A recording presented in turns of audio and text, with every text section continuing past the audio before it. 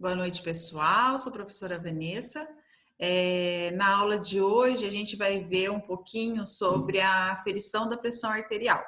Então, nas aulas da semana passada, a gente viu sobre o sistema circulatório, sistema tegumentar, e na última aula a gente viu sobre o sistema renal. Então, para a gente complementar, né, principalmente o sistema renal, o sistema circulatório, que estão todos relacionados principalmente com a pressão arterial, então hoje eu resolvi dar para vocês aula sobre a hipertensão arterial. Então, a gente vai ver o que é a pressão arterial, o que é a hipertensão arterial, como que é feita a aferição da pressão arterial, e aí a gente vai ver também os principais tratamentos, principalmente para essa patologia aí de hipertensão arterial. Então, vamos lá.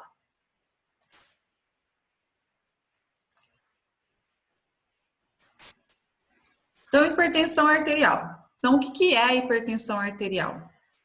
Então, para a gente conseguir, primeiro de tudo, né, começar a falar sobre a aferição da pressão arterial, a gente tem que entender o que é a hipertensão arterial. Então, a hipertensão arterial, ela é uma doença que acomete o mundo inteiro. Então, ela é uma doença crônica que acomete tanto adultos hoje como também jovens, devido a grandes problemas relacionados, principalmente com hábitos alimentares e estilo de vida, está crescendo muito o índice de hipertensão também em jovens. Antigamente a gente via muita hipertensão arterial somente em adultos. Então, quando a pessoa chegava aí acima dos 40 anos de idade, aí na fase adulta, né, já migrando aí para a fase, para a meia-idade, a fase, né, de idosa, as pessoas, elas começavam muitas vezes a desenvolver problemas de hipertensão. Porém, hoje, devido ao estilo de vida, a uma má alimentação, né, então a gente vê que está acometendo muitos jovens e até muitas vezes adolescentes e crianças também com hipertensão arterial, né? Principalmente devido à obesidade. Então, o que é a hipertensão arterial? A hipertensão arterial ela vai ser uma doença crônica que vai afetar tanto adultos, idosos, jovens, e é um problema de saúde pública. Por quê? Porque quando é uma doença que afeta várias faixas etárias da população e como ela é uma doença crônica, o que é uma doença crônica? Uma doença crônica é uma doença que a pessoa provavelmente ela vai ter aí que tomar medicações para o resto da vida para ela conseguir ter uma qualidade de vida e manter a doença estável. Então, é um problema de saúde pública porque o governo, principalmente do nosso país, ele tem, né, aí a obrigação de fornecer esses tipos de medicamentos para a população. Então, ele acaba se tornando um problema de saúde pública, porque quanto maiores os índices de pessoas com hipertensão arterial, mais o governo vai ter que gastar aí, principalmente com medicamentos, com programas, para tentar resolver esse problema, né, de hipertensão aí na população.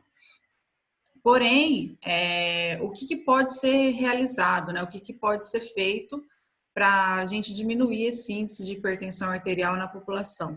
Então, programas de melhorias de estilo de vida, uma boa alimentação, explicações, principalmente do que é a doença, o que a doença afeta, o que são os principais medicamentos utilizados na hipertensão arterial, quais são os alimentos que podem ser usados aí, né, consumidos quando a pessoa ela apresenta sintomas de hipertensão arterial, como fazer a investigação. Então, tudo isso é importante e tem que ser orientado principalmente aí, né, com programas que aí deriva principalmente da saúde pública.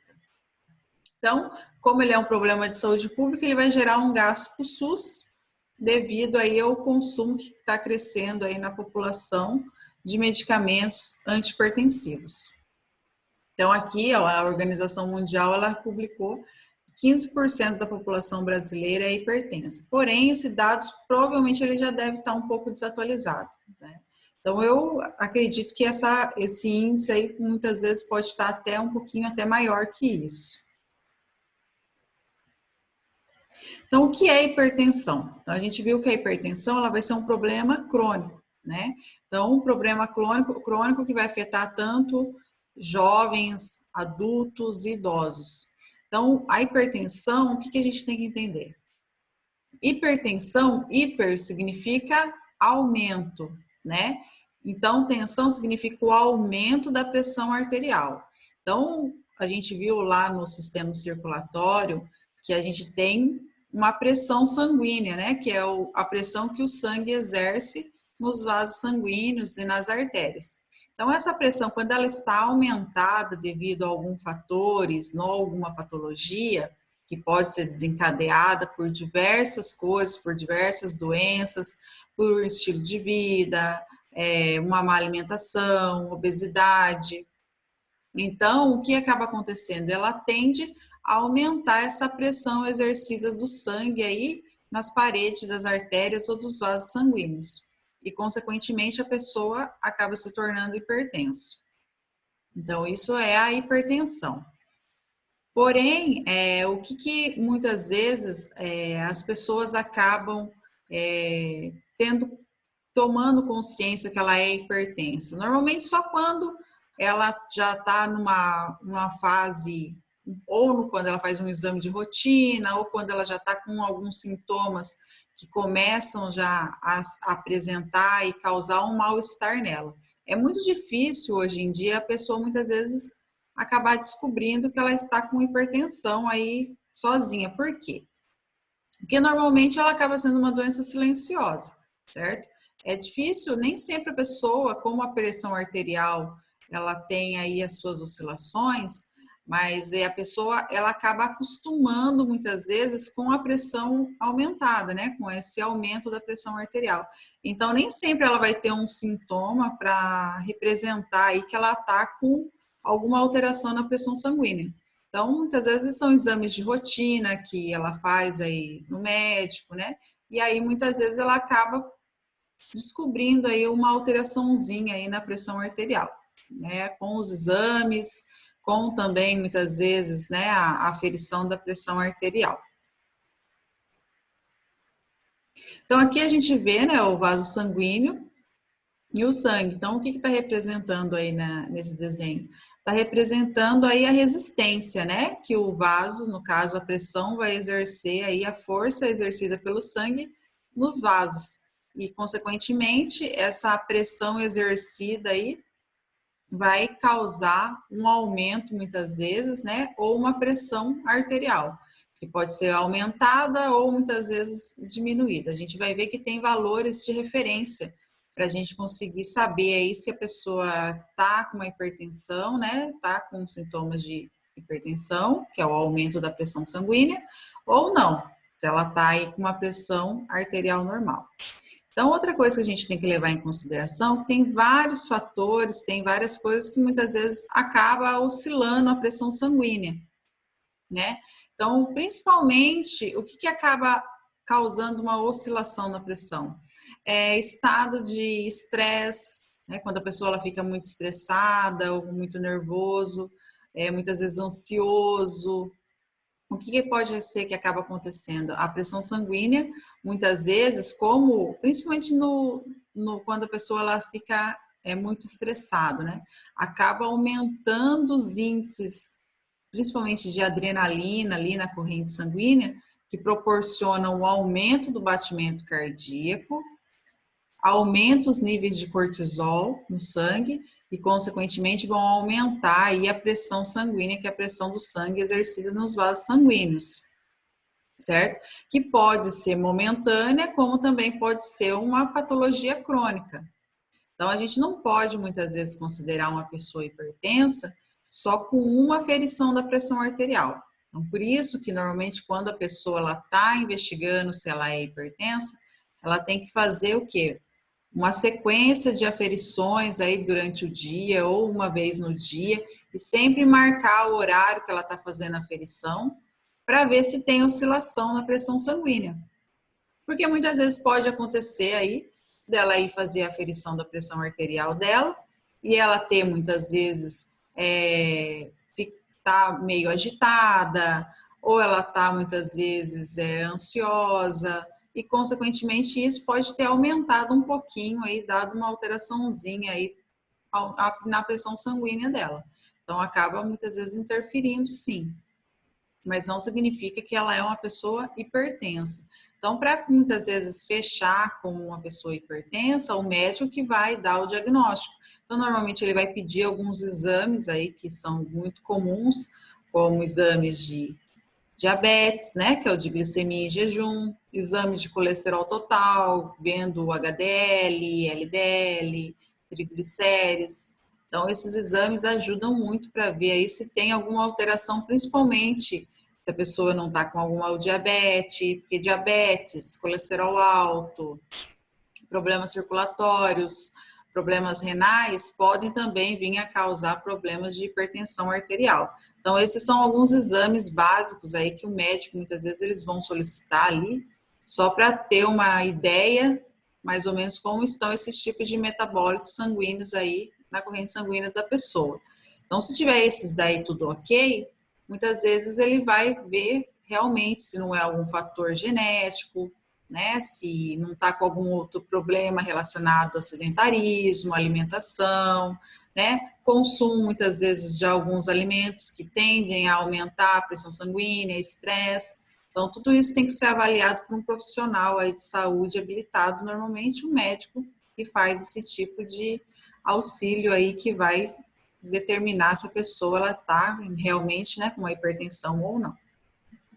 Então, aqui a gente vai ver como que o coração vai trabalhar para fazer aí, né, auxiliando aí na pressão sanguínea.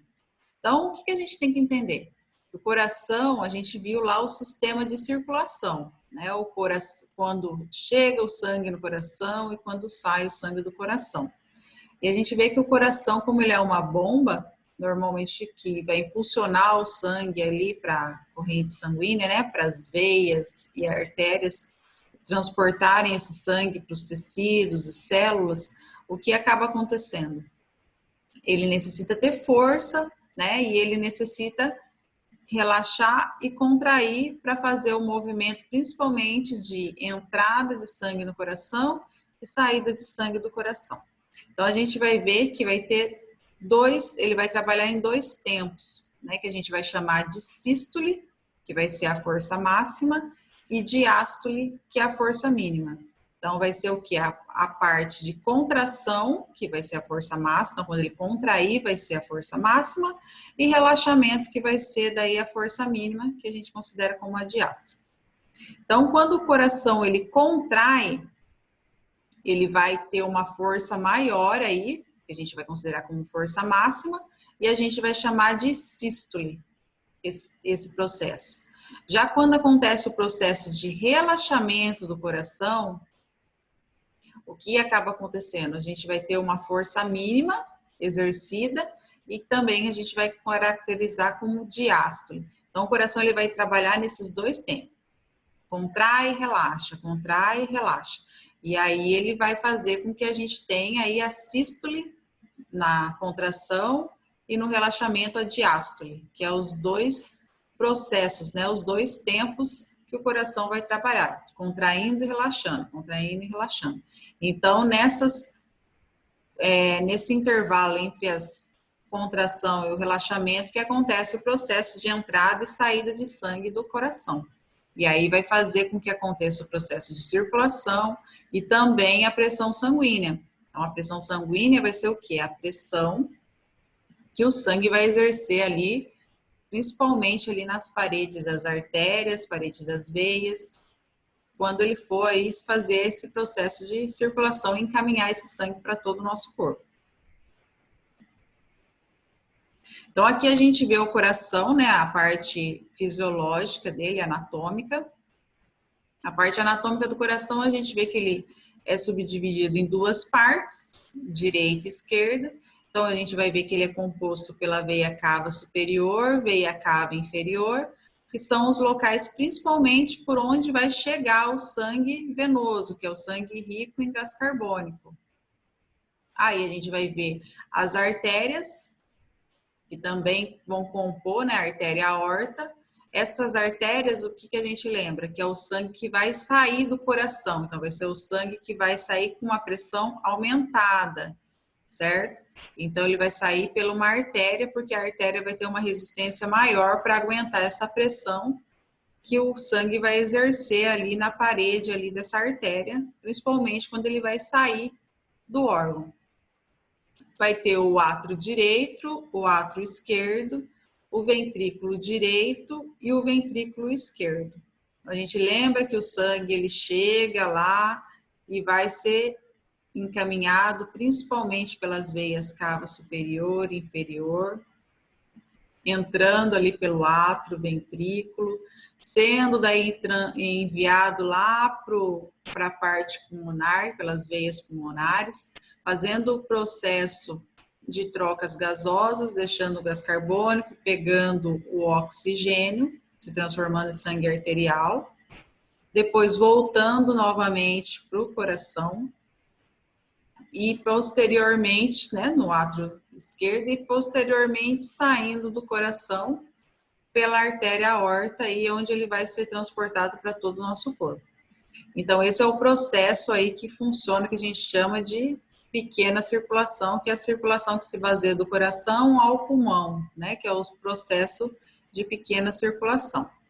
E aí a circulação total, que é a circulação sistêmica, é quando esse processo compreende o sangue, né, que de todo o nosso corpo que vai chegar no coração e depois vai sair dele transformado em sangue arterial e vai ser enviado aí para todos os tecidos e células para conseguir fazer os seus processos, né, básicos do nosso organismo.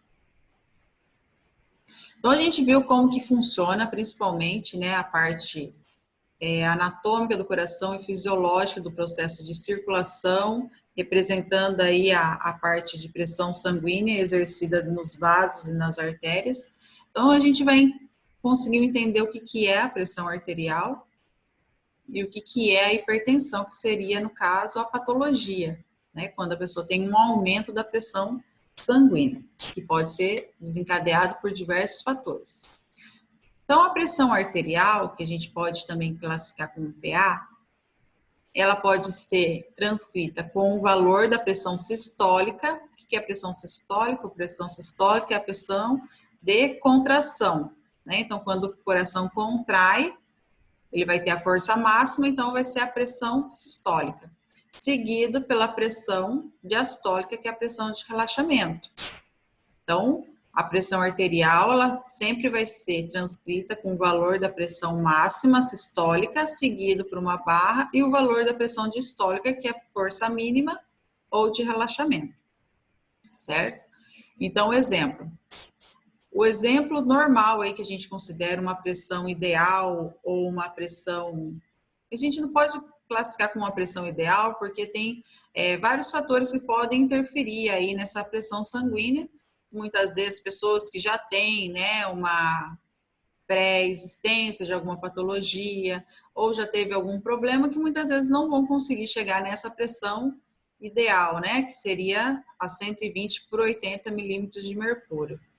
Então, para ela, muitas vezes seria uma outra pressão ideal, mas a pressão que a gente considera aí uma pressão sem problemas, né, relacionados aí principalmente que a gente vai considerar como uma hipertensão, seria 120. O 120 ele vai representar a pressão sistólica, ou seja, a pressão máxima, que é a pressão de contração. E o 80 ele vai representar a pressão de relaxamento, que é a pressão diastólica. Então, a gente escuta muito falar, normalmente quando vai aferir a pressão arterial, quem já aferiu de alguma pessoa, ou muitas vezes que já aferiram, né, a sua própria pressão, a gente sempre escuta muitas vezes, deu 12 por 8, né, que é muito comum a pessoa muitas vezes só falar os dois primeiros números, mas o correto, né, seria 120 por 80 milímetros de mercúrio. Mas 12 por 8 também dá para compreender e também não está errado. Certo? Então, o que acontece? 120 por 80 seria a pressão ideal aí, que a gente, quando a pessoa tem essa pressão sanguínea, significa que ela não tem aí um problema pré-existente, muitas vezes de uma hipertensão.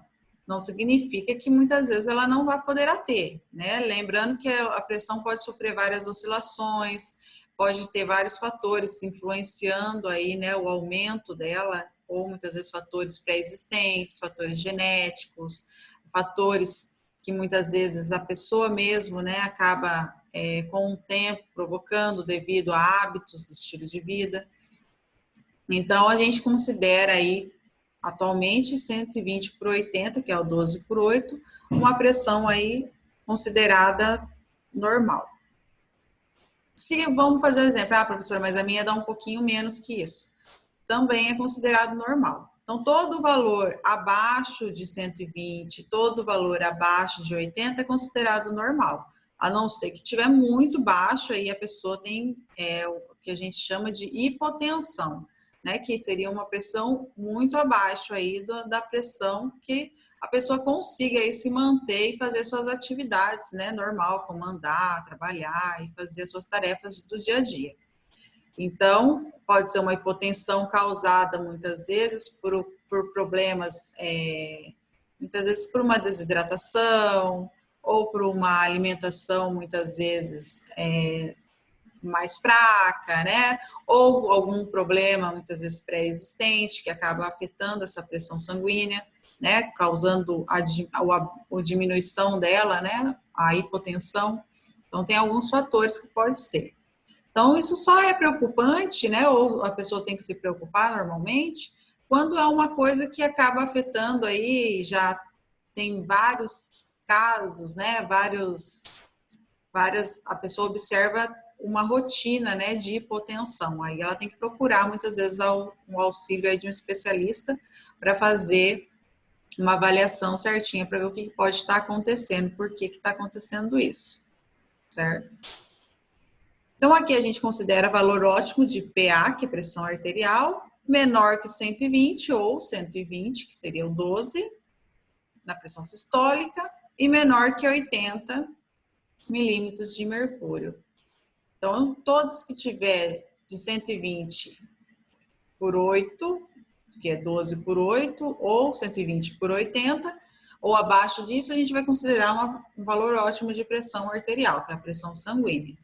Porém, igual eu falei, se a pessoa já tem casos de hipotensão, ela está passando mal, não consegue fazer suas tarefas do dia a dia, e isso está interferindo, ela tem que procurar também, né, no caso, um especialista para dar uma observadinha do que pode estar acontecendo. Mas, normalmente, uma variação aí, tem gente que tem 9, né, no caso, 120 seria 9 aí por 8, 9/6, né? Então, tem pessoas que têm a pressão baixa mesmo, principalmente pessoas mais jovens, pode ter aí uma pressão sanguínea, né, uma pressão arterial mais baixa aí do que os valores aí considerados normais. Então, causas da hipertensão. Então, igual eu falei para vocês, tem vários fatores que podem influenciar aí no aumento da pressão sanguínea, né, na hipertensão, na patologia. Então, a gente vai ver que tem fatores internos e também fatores externos. Então, fatores internos, o que vai ser? Hereditariedade, né? Então, são heranças que passam aí pelas famílias, né? Seu pai, sua mãe, seus avós, né? Então, tem um ciclo aí hereditário aí na família de várias pessoas, seus parentes próximos, de terem casos de hipertensão arterial. Então, muitas vezes você tem uma probabilidade aí muito maior também de futuramente, mesmo se agora no momento você não tem, pode ser que daqui a algum tempo, quando você ficar um pouquinho mais velho, pode ser que você comece a ter hipertensão arterial também. Então, tem que sempre ficar aí fazendo o quê? Observação, né? Analisando aí o seu caso. Idade, né? O aumento da idade, o que acaba influenciando? Muitas vezes os vasos sanguíneos, eles acabam perdendo um pouco a sua flexibilidade. E outra coisa também é o funcionamento, né? Dos órgãos, dos sistemas, começam também a ficar com uma porcentagem menor devido à idade. E aí isso também pode influenciar aí também no aumento da pressão arterial. Então, a idade, normalmente, se a pessoa ela não tem uma pressão alta aí quando ela é jovem, pode ser que futuramente, devido a diversos fatores, ela pode vir a desenvolver uma hipertensão. a raça. Então, a raça, hoje em dia, acaba não sendo, né, um fator que a gente determinante, assim, totalmente. Porque a gente sabe que hoje em dia, a maioria das pessoas, ela tem o quê? Várias raças, né, misturadas, ou seja, negro com branco, índio, e outros tipos de raças que acabam se cruzando e influenciando aí muitas vezes nesses fatores aí genéticos. Por que a raça? Porque hoje em dia a gente sabe que, principalmente a raça negra, ela tem aí uma predisposição genética maior aí de vir a desenvolver hipertensão. Então, como a gente tem essa miscigenação, né, essa mistura de raças, então a gente não consegue muitas vezes, só por ver o biotipo da pessoa, né, só por ela ser negra, a gente considerar que ela pode muitas vezes vir a ter uma hipertensão. Porque a gente sabe que tem uma mistura. Porém, a gente sabe que é um fator aí genético predominante na raça negra. Então, a gente também tem que avaliar por esse lado, né, por esse perfil. Né? É uma predisposição aí que, principalmente, as pessoas negras acabam, muitas vezes, podendo vir a desenvolver uma hipertensão futuramente. O peso. Então, o peso, principalmente a obesidade, é um dos maiores problemas relacionados à hipertensão. É porque a obesidade ela está relacionada com vários fatores, como estilo de vida, alimentação, né? Muitas vezes aumento de alguns metabólitos sanguíneos, como gordura, né? Que é o colesterol, açúcar, que é a glicemia, causando problemas circulatórios e também problemas relacionados na pressão que esse sangue aí vai exercer aí, principalmente na corrente sanguínea. Muitas vezes vai dificultar aí a circulação desse sangue e, consequentemente, causando um aumento na pressão sanguínea. Então, esses são os fatores internos. Já os fatores externos, eles vão estar relacionados aí com o estilo de vida que a pessoa muitas vezes optou a ter e que também futuramente aí muitas vezes ela não tem uma predisposição genética nem hereditária, mas ela muitas vezes tem maus hábitos que podem influenciar futuramente a ter, né, muitas vezes a proporcionar a ela aí essa doença crônica que é a hipertensão. Então, quais são esses fatores externos que muitas vezes podem vir a cometer essa doença? Então, pessoas que não praticam exercícios físicos regularmente, que tem uma má alimentação, que consome alimentos muito gordurosos, muito sal, e acabam muitas vezes não tendo esse equilíbrio, né, onde você acaba queimando ali a energia, né, o que você consumiu a mais aí do seu organismo com práticas de exercício físico. Então, normalmente o nosso organismo ele acaba causando o quê? Só o acúmulo aí, principalmente dessa má alimentação. Consumo de bebidas alcoólicas.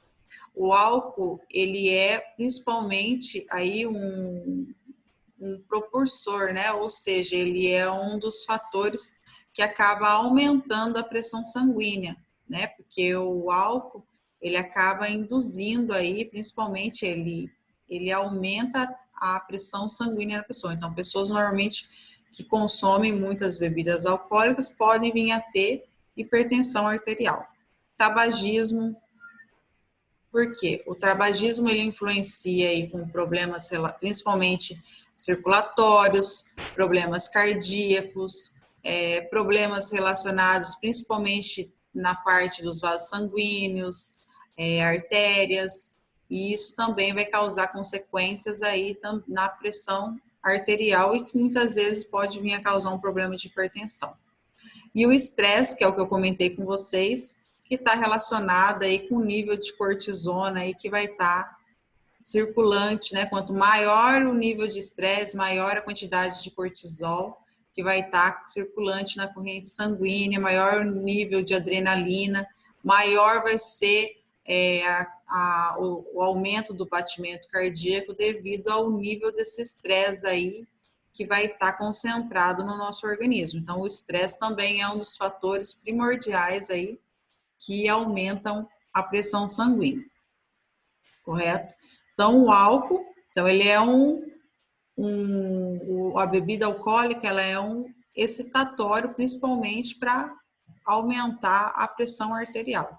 Então, todos esses fatores externos, quando a pessoa ela não tem um estilo de vida saudável, não tem a prática de exercícios físicos, não consome, não tem uma boa alimentação, tem o uso, né, ou consumo muito de bebidas alcoólicas, faz o consumo de tabagismo e é uma pessoa muito estressada, ela tende a vir a ter, mesmo não tendo fatores internos pré-existentes, como heranças genéticas ou partes hereditárias, predisposição genética, né, como os negros, ela pode vir a desenvolver uma hipertensão arterial futuramente. Sintomas. Então, como eu falei para vocês, normalmente a pessoa que ela tem aí hipertensão, né, uma alteração, que é o aumento da pressão sanguínea, nem sempre ela vai ter sintomas. Então, por isso que a grande maioria das pessoas nem sabe muitas vezes que é hipertenso. Acaba descobrindo muitas vezes num exame de rotina, numa consulta médica, que muitas vezes acaba aí vendo que deu uma alteração aí na hora que foi fazer a aferição da pressão arterial e o médico acaba investigando essa alteração. Por quê? Porque nem sei, a grande maioria da pessoa que é hipertensa é assintomática, porque o nosso organismo ele acaba acostumando com essa pressão elevada, né, com esse aumento da pressão sanguínea, e a pessoa acaba achando que ela não tem nada, né, que a pressão dela está normal. Então, isso daí, como é uma doença que nem sempre ela causa sintomas, a grande maioria das vezes ela é assintomática, a gente tem que muitas vezes sempre ir investigando, principalmente se a pessoa tem fatores internos já pré-existentes, né, como heranças genéticas, parte de hereditariedade, pai, avó, irmão, já tem, né, hipertensão na família.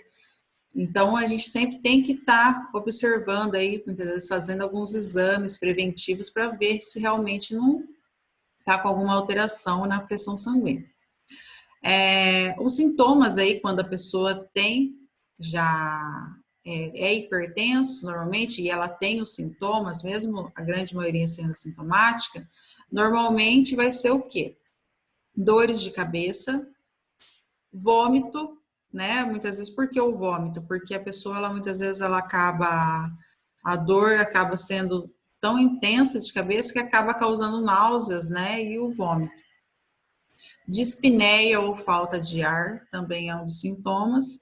E agitação e visão borrada. Tem muitas pessoas que elas acabam descrevendo essa visão borrada, muitas vezes quando elas vê, tipo, quando você aperta o olho e na luz você fica vendo aquelas, tipo umas estrelinhas, né? Então, isso daí também está relacionado, muitas vezes, com um dos sintomas da hipertensão, quando a pressão está alterada. Então, aí, tudo isso vai depender, né, os sintomas vai depender muito de qual órgão que foi afetado aí devido ao aumento da pressão sanguínea. Mas lembrando que a grande maioria das pessoas, elas não têm sintomas, né? Então, são o quê? Assintomáticos. A gente não pode, muitas vezes, esperar vir a ter um sintoma para ir lá investigar a doença para ver se você realmente, muitas vezes, não tem hipertensão arterial. Então, isso aí é importante, né? A pessoa que já tem uma predisposição a ter, ou tem um estilo de vida meio sedentário, né? E aí ela sempre é bom ela fazer exames preventivos e fazer aí, quando conseguir, ou quando puder, quando ir ao médico, a aferição da pressão arterial, para ela ver se a pressão dela aí está dentro dos valores considerados normais, ali nos valores de referência. Então, isso daí é muito importante, para não deixar, muitas vezes, descobrir na hora que a doença já está muito avançada e muitas vezes prejudicando outros órgãos, né, como causando problemas circulatórios, problemas como insuficiências renais, problemas relacionados ao coração, principalmente como arritmias, infarto, AVC, então são todos problemas, doenças relacionadas principalmente com a hipertensão arterial, estão todas uma ligada com a outra. Tratamento. Então, o tratamento da hipertensão arterial normalmente vai ter dois tipos de tratamento: o tratamento farmacológico e o tratamento não farmacológico. Então, lembrando que a hipertensão arterial ela é uma doença crônica. Então, doença crônica são doenças que você vai fazer o tratamento, porém são doenças que não têm cura. São doenças que você vai ter que se habituar a conviver com elas e melhorando ali o quadro da doença, os sintomas, para que ela não piore e não leve a pessoa a óbito. Então, doença crônica, normalmente você vai ter que fazer o tratamento para o resto da vida. E seu acompanhamento aí para ver se não está melhorando o quadro aí da doença. Então, a gente sempre, quando a pessoa tem uma doença crônica, é sempre importante a pessoa, ela fazer o quê? Dois tipos de tratamento, farmacológico e não farmacológico. Por quê?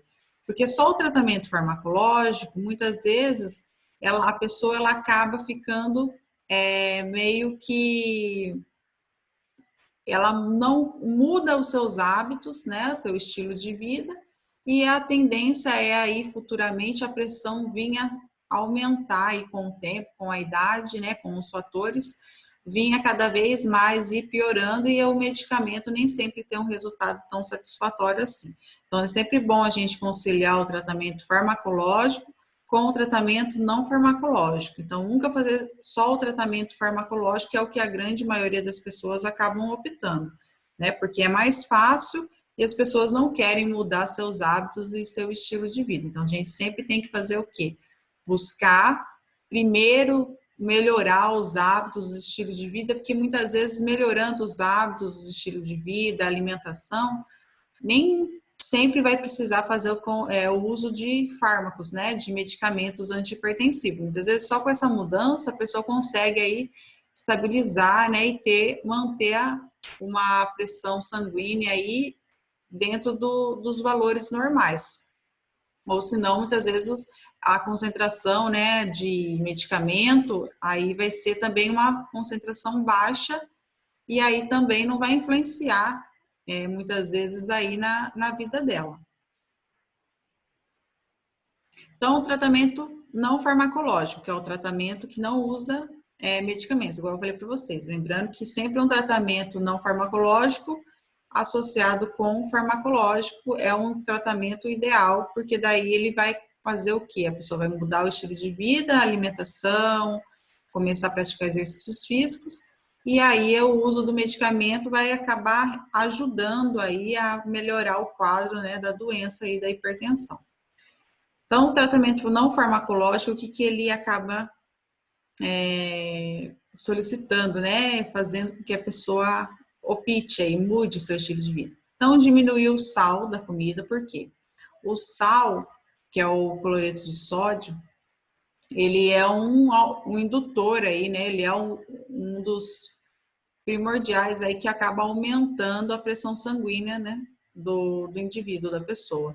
Então, normalmente a pessoa que já é hipertensa, ela tem que tentar o quê? Diminuir a ingestão de sal. Então, ela tem que diminuir o consumo de sal aí na sua alimentação. Outra coisa, não consumir muita carne, principalmente carne vermelha, porque a carne vermelha é uma carne muito calórica, uma carne rica em gordura e que também é um dos fatores que acaba influenciando aí no aumento da pressão sanguínea. Comer muitas frutas, verduras, legumes, porque todos os vegetais, cereais, são muito bons, principalmente para a circulação sanguínea, e acabam inibindo o acúmulo de gordura, placas ali, principalmente nas artérias e nas veias, e melhorando a circulação e, consequentemente, melhorando a pressão sanguínea. O uso de leite, se for consumir o leite, sempre preferir pelo leite desnatado, que é um leite aí sem gordura. Preparar os alimentos de uma forma assado ou grelhado, evitar usar frituras, né? Consumo de muitas frituras, por quê? Principalmente frituras com gordura que é hidrogenada, né? Que é os óleos industrializados que a gente tem hoje em dia. Essa gordura a gente chama de gordura trans. Então, essa gordura, ela acaba sendo gorduras acumulativas no nosso organismo, que acabam não sendo bem aproveitadas, principalmente quando em excesso. E aí é o que a gente chama de colesterol ruim, que é o LDL.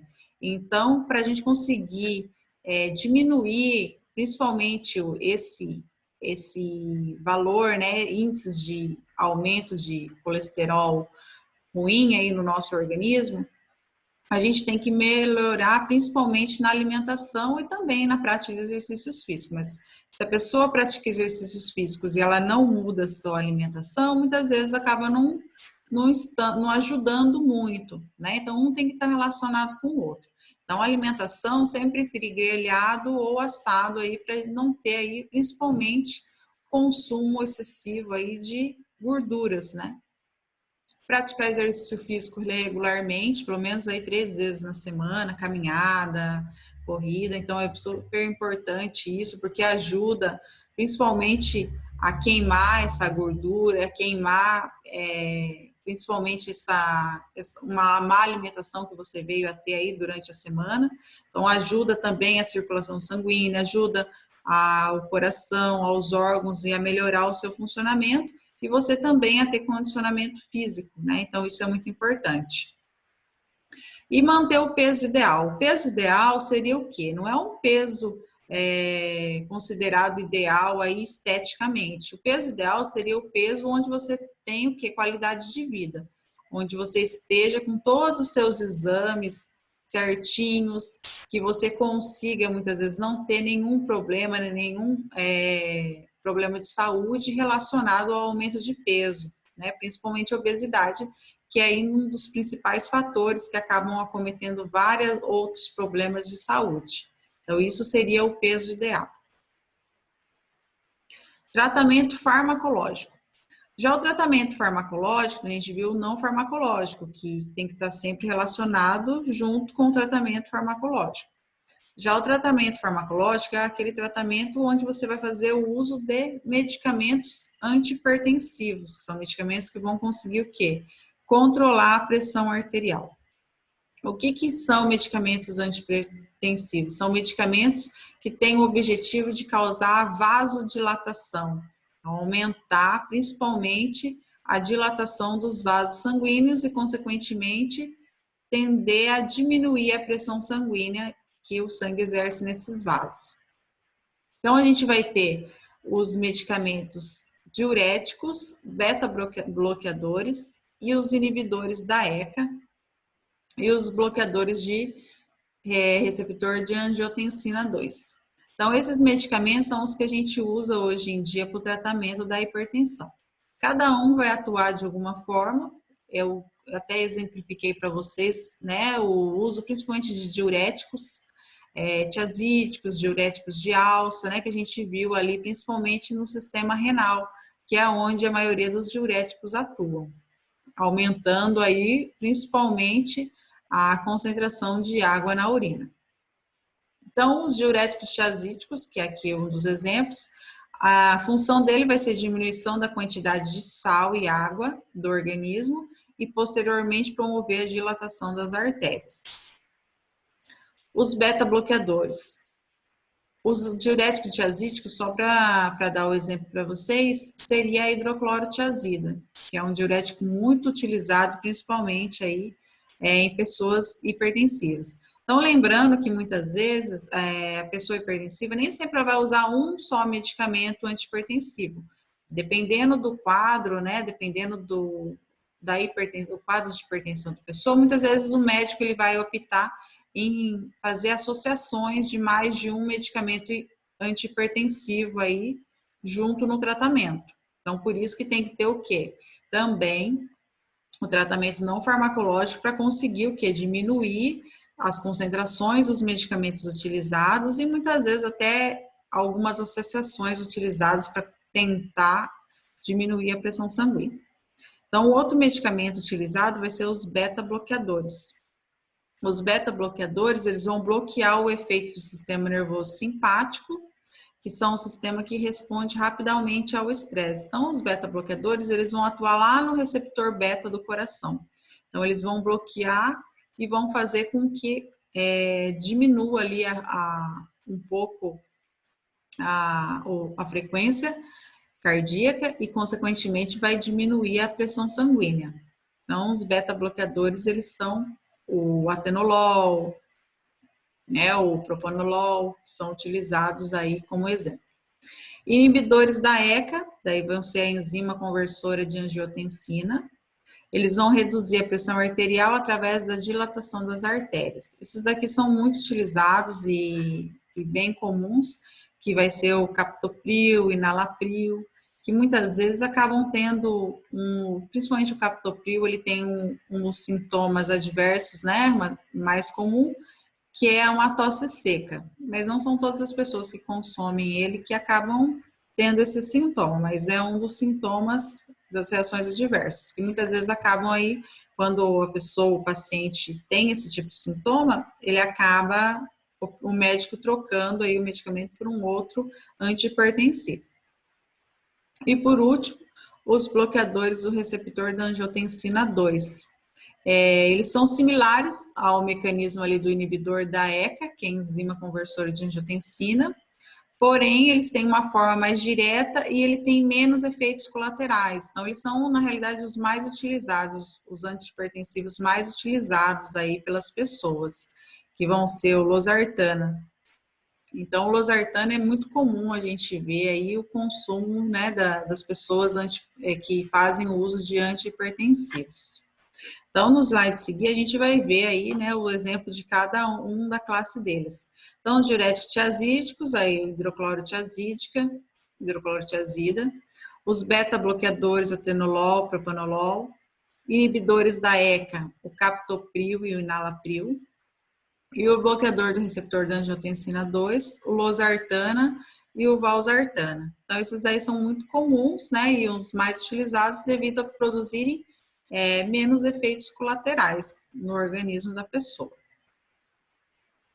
Então, para finalizar, né, a aula de hoje, então só para recapitular, né, a gente viu aí sobre a hipertensão arterial, que ela é uma doença crônica que afeta tanto aí pessoas adultas, idosas, como também jovens, né, devido ao índice de obesidade estar aumentando aí também no nosso país, como em todos os países do mundo. Então, a gente vê que quando a pessoa tem hipertensão, que é o aumento da pressão sanguínea, ela pode ser desencadeada por diversos fatores, né, como fatores genéticos, fatores hereditários, idade, como também fatores externos que são relacionados principalmente com os hábitos e estilos de vida da pessoa, né, como alimentação, falta de exercícios físicos, consumo de bebidas alcoólicas, tabagismos e o estresse, que acabam influenciando e muitas vezes fazendo com que a pessoa se torne aí uma pessoa hipertensa, correto? O tipo de tratamento já relacionado à hipertensão, ele vai ser de acordo aí com o quadro da pessoa, mas normalmente a gente sempre tem que optar em fazer o tratamento não farmacológico associado ao tratamento farmacológico para a gente ter o quê? Uma satisfação, né, e principalmente um benefício muito maior aí no resultado do tratamento. Quando a gente opta só pelo tratamento farmacológico e não muda os hábitos alimentares e o estilo de vida, a tendência aí do tratamento não dá certo, ou muitas vezes ter que ficar alterando o tipo de tratamento devido a ter aumentos, né, principalmente picos da hipertensão aí, de alteração da pressão sanguínea, é muito maior. Então, sempre bom relacionar sempre o uso aí de medicamentos antihipertensivos, que é o tratamento farmacológico, associado a mudanças nos hábitos alimentares, certo? Então, a gente viu como que funciona o processo de pressão sanguínea, né? Lembrando que o nosso coração, ele trabalha em 2 tempos, que é a pressão sistólica, que é a pressão máxima, que é a de contração exercida pelo coração, e a pressão mínima, que é a pressão de relaxamento, que também considerando aí como diástole. E os valores de referência normal, que nós vamos considerar aí da pressão arterial, vai ser 120 por 80 milímetros de mercúrio, ou menores que isso, que a gente considera ótimo, né? Quando a pessoa ela tem muitas vezes valores muito abaixos e que a gente considera como uma hipotensão, que é uma pressão muito abaixo do normal, ela pode vir a ter alguns sintomas, né, como queda de pressão, desmaios, tontura, náusea. E quando esses quadros acabam sendo frequentes, aí ela tem que procurar um especialista, um médico, para ver aí o que pode estar causando aí esses sintomas, certo? Mas normalmente quando a pressão ela é um pouquinho abaixo aí dos valores de referências normais, que também é muito conhecido como aí o 12/8, né? Vocês vão escutar pelas pessoas que vão fazer a aferição da pressão arterial, não tem muito problema. Só se a pessoa ela tá esses valores aí, essa hipotensão, ela está atrapalhando aí muitas vezes nas atividades, né, do dia a dia dessa pessoa na função dela. Então aí ela tem que sim procurar um especialista, um profissional da saúde para ela se orientar melhor, correto? Então muito obrigado pessoal pela aula de hoje. Qualquer dúvida converse comigo aí pelo WhatsApp que eu estou à disposição, envie por e-mail. E até semana que vem. Abraço a todos.